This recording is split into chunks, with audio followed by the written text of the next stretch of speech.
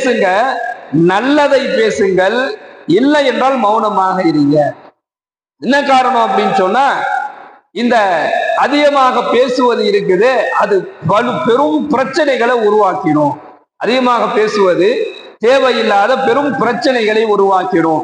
சகோதரர்களை, அறிஞர்கள் சொல்கின்றார்கள், மனிதர்களுடைய நாக்கு மலக்குகளின் பேனா என்பதாக சொல்கின்றார்கள். அறிஞர்கள் மனிதர்களுடைய நாக்கு மலக்குகளின் பேனா.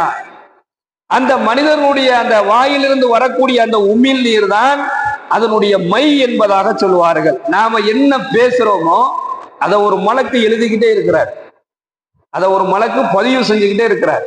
நாம என்ன பேசுறோமோ அதைத்தான் அவர் எழுதுறார். அதான் நாவு பேனா என்பதாக சொல்லுகின்றார்கள். நம்முடைய உமிழ் நீர் தான் அந்த பேனாவுடைய, அந்த மலக்கு எழுதக்கூடிய அந்த பேனாவுடைய மை என்பதாக சொல்வார்கள்.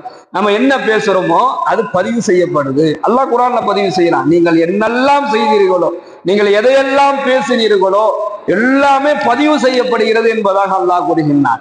நல்லதை பேசினாலும் பதிவு செய்யப்படும், தீயதை பேசினாலும் பதிவு செய்யப்படும். ஒருவரை பற்றி குறை பேசியிருந்தாலோ புறம் பேசியிருந்தாலோ எல்லாமே மலக்குகளுடைய ஏடுகள்ல அது பதிவு செய்யப்படுகின்றது. எனவே அதிகமாக நீங்கள் பேச வேண்டாம். பேசுவதன் மூலமாக நன்மைகள் ஏற்படாது. நல்ல எந்த விஷயத்துக்கு பேசணுமோ அதுக்கு பேசுங்க, நல்லதை பேசுங்கள். நல்லதை பேசுறதுக்கு அனுமதி கொடுக்குறாங்க. நீங்கள் பேசினால் நன்மையை பேசுங்கள், இல்லை என்றால் மௌனமாக இருந்து கொள்ளுங்கள். இன்னைக்கு பல பிரச்சனைகள் முடிவுக்கு கொண்டு வரக்கூடிய ஒரு பெரிய ஆயுதமே மௌனம் தான்.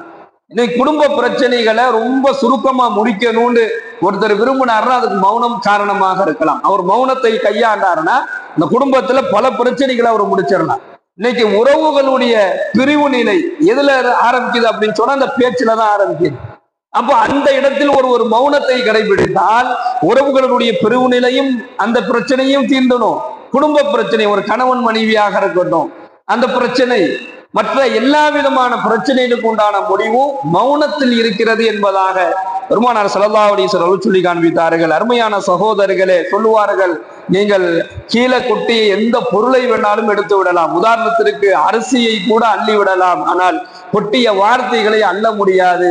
ஒரு வார்த்தை வெல்லும், ஒரு வார்த்தை கொல்லும் என்பதாக எல்லாம் சொல்லுவார்கள். எனவே நல்லதை பேசுங்கள், இல்லை என்றால் மௌனமாக இருங்கள் என்பதாக நாயகம் ஸல்லல்லாஹு அலைஹி வஸல்லம் அவர்கள் கூறிய அந்த விஷயத்தினுடைய மிக முக்கியமான கருத்து என்ன அப்படின்னு சொன்னா, நன்மையானதை பேசினால் எல்லா இடங்களிலும் நலவு ஏற்படும். ஒருவன் தீமையை பேசினால் எல்லா இடங்களிலும் அவனுக்கு பிரச்சனை தான் வரும் என்பதை ரொம்ப தெளிவாக நமக்கு சொல்லி காண்பிக்கின்றார்கள். கண்ணியமிக்க சகோதரர்களே,